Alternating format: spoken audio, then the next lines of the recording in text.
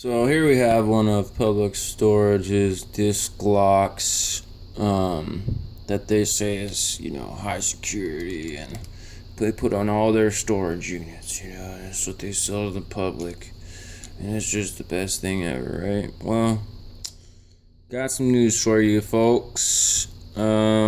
These locks, although they look great, are fucking trash. They're literally Chinese junk on the inside, trying to fool ya.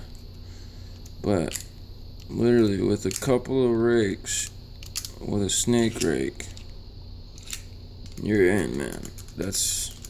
Wow, that's crazy.